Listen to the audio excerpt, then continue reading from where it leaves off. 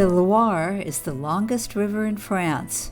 From its source in the mountainous Massif Central, it travels over 1,000 kilometers through the midsection of France to reach the Atlantic Ocean. Once the lifeline of shipping in France, the Loire has become popular with cyclists. Ancient towpaths were converted to bike lanes, and various communities incorporated cycling into their infrastructures. The choices for a bicycle tour are endless, with the Loire and its tributaries, including the Vienne, the Indre, and the Cher, are endowed with chateaux, gardens, medieval streets, and local foods. As the closest major city to the mouth of the Loire, Nantes is a must-see. The chateau of the Dukes of Brittany dates back to the 13th century and is the core of the historic district, which includes the Roman Gothic Cathedral of St. Peter and St. Paul. On the opposite bank of the Nantes is La Méchane de Lille, a creative metropolis of dream and fantasy, starring a menagerie of mechanical animals, including a roaming, bigger-than-life elephant who takes visitors for rides and sprays onlookers. Shower anyone? Upriver, Angers is another medieval city worth seeing. Originally, the Château d'Angers was built as a fortress at a site inhabited by the Romans. It was built in the 13th century and is famous for its 17 drum towers. The Château Plessis-Massé, about 30 kilometers from Angers, dates back to the 11th century and was remodeled in the 15th century. Today it is a public cultural institution and used as a stage for live theater and music. In upcoming YouTube videos, we'll take a close look at a Loire Valley bike tour in 7 stages, beginning in Saumur. The route follows the Loire to Montsoreau, then follows the Vienne, crossing back to the Loire at Langier, chateau hopping to Tours and Amboise, then to Chenonceau on the Cher, and back to the Loire at Chaumont, ending the tour in Blois after a leisurely and scenic 185 kilometers of cycling. And now for the first stage, a 16-kilometer warm-up from Saumur to Montsoreau, exploring the troglodyte caves in between. Saumur is an ideal place to begin a bicycle tour. Straddling the Loire, with the city on the left bank, it is brimming with old-world charm and modern convenience. A stroll through the narrow streets reveals an equestrian theme that echoes its past heritage.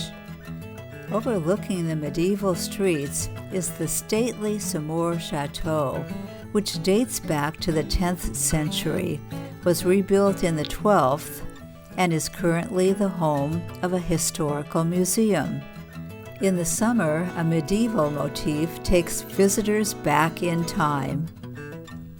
Our route for the first day departs Saumur and follows the Loire past a number of troglodyte caves, beginning in Sauzet-Champagny, and cave hopping in the foothills through Parnay and Tourcoing, ending in Montsoreau, after 16 kilometers and 203 meters of elevation gain. We exit Saumur on the pedestrian and cycle-friendly Rue Saint-Jean, going east. When we reach Place Saint-Pierre, we go around the right side of Église Saint-Pierre. This is a narrow alley and we need to dismount. Soon we pass the impressive dome of Notre-Dame des Ardilliers, which leads us across the highway to a cycle path along the Loire. Now away from traffic, we enjoy the sounds of nature and greeting other cyclists. Soon the route signs lead us back to the D947. where a protected bike path leads us to Saumur. Here we need to dismount and walk up to our first troglodyte caves. These are truly a wonder to behold. Traveling through these paths takes you through the village and into a magical and mysterious medieval tunnel system carved out of the cliffs. Dating back to the 4th century BC, this entire region was home to the troglodyte caves and their inhabitants. The tunnel system was originally created from quarrying the cream tufa stone used for the buildings and castles in the Loire region. The quarried caverns provided an impressive framework for medieval living spaces and buildings. You could easily spend hours wandering through these caves. A cycle route between the tunnels connects these dwellings. Leaving Saumur, the road leads past L'Église Saint-Maurice into wide-open spaces of vineyards and through the small village of Parnay,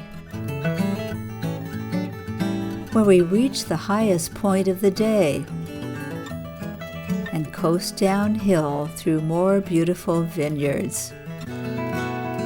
Cresting to today's highest point and back through Parnay.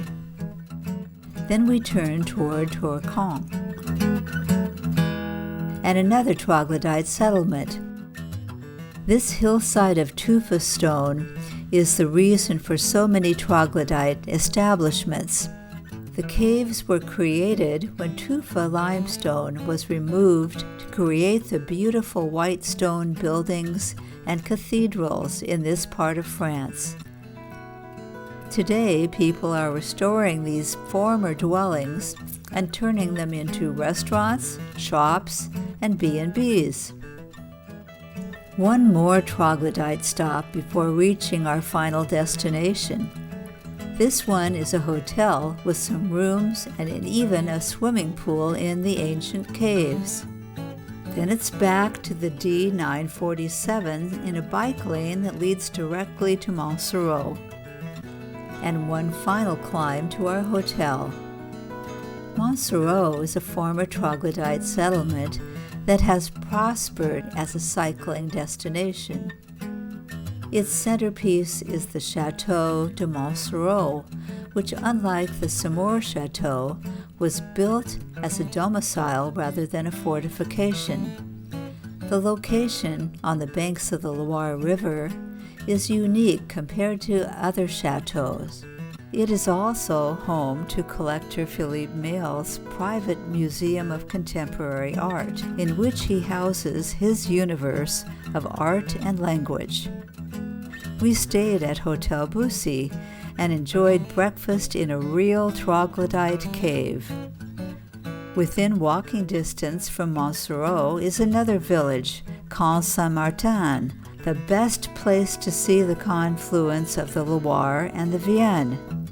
A Catholic church has stood on this spot since the end of the 4th century, although much of what you see has been here since the 9th century. Its most impressive features are the entrance and the porch, and the elegant stained glass windows. The Chateau de Camp Saint-Martin, located at the highest point in the village, is also a luxury hotel. Thank you for watching this video. There are 6 more videos in this tour. Subscribe below and be notified of their release.